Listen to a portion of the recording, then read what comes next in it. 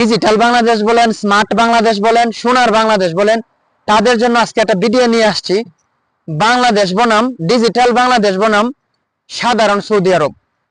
তো আজকে আলোচনা হলো যে বাংলাদেশে, ডিজিটাল বাংলাদেশে যদি হাসপাতালে যান, হাসপাতালে প্রথমে 5 টাকা দিয়ে একটা স্লিপ কাটতে হয়। স্লিপ কাটার পর ডাক্তার দেখানোর জন্য ঘন্টার পর ঘন্টা ওয়েট করতে হয়। ডাক্তার আসার পর ঘন্টা সিরিয়ালে দাঁড়ানোর পর দেখাইতে গেলে প্রথমে 1 পাতা নাফা দিবে, 1 পাতা প্যারাসিটামল দিবে।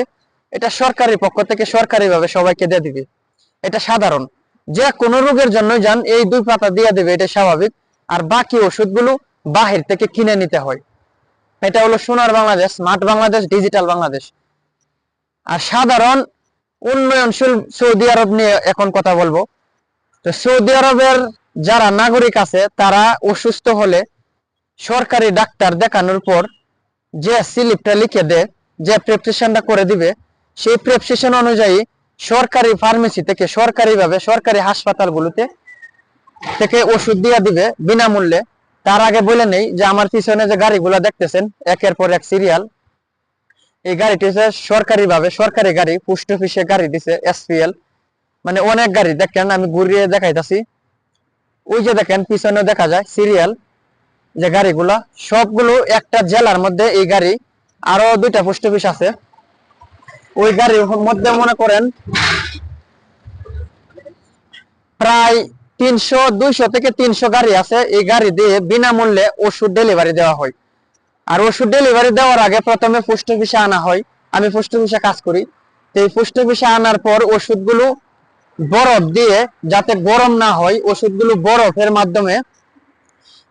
মাধ্যমে ওষুধগুলোকে সেট্রিফাইস করে তারপরে গাড়ি দিয়ে বাসায় গিয়ে ডেলিভারি দেওয়া হয়। এমনকি সৌদি আরবের পাসপোর্ট বলেন, জন্ম নিবন্ধন বলেন, সবকিছু বাসায় গিয়ে পৌঁছে ডেলিভারি দেওয়া হয়, বাসায় পর্যন্ত পৌঁছে দেওয়া হয় একদম বিনামূল্যে, বিনা খরচে, সরকারি খরচে। আর আমাদের দেশের সরকারিভাবে বিনামূল্যে পৌঁছে দিবে তো দূরের কথা, বাসায় পৌঁছে দিবে তো দূরের কথা, দিনের পর দিন ঘুরেও সরকারিভাবে চিকিৎসা করা যায় না, পাসপোর্ট বানানো যায় না, জন্ম নিবন্ধন করা যায় না, দালালে ভরপুর। আর সৌদি আরব এত সুযোগ সুবিধা থাকার পরেও দেখবেন কোনোদিন বলবে না যে স্মার্ট সৌদি, ডিজিটাল সৌদি, সোনার সৌদি। তো খালি কলস বাজে বেশি, এটা বারবার প্রমাণ। বাংলাদেশ কিভাবে উন্নয়ন করা যায় সেটা ভাবেন, দুর্নীতিবাজ থেকে কিভাবে উন্নয়ন করা যায়, বাংলাদেশকে বাঁচানো যায়, সাধারণ মানুষকে উপকৃত করা যায়, সেই চিন্তা ভাবনা করুন।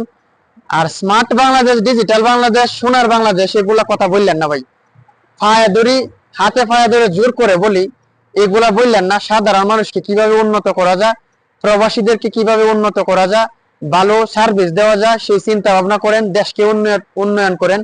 দেখেন সৌদি আরবের রাস্তাগুলো মাশাআল্লাহ কত উন্নত, কত বড়, 1 বাই 1। আর বাংলাদেশ রাস্তার দিকে তাকানো যায় না। তো আজকের ভিডিওটা এই পর্যন্ত, ভালো লাগলে শেয়ার করে দিবেন। Bye bye.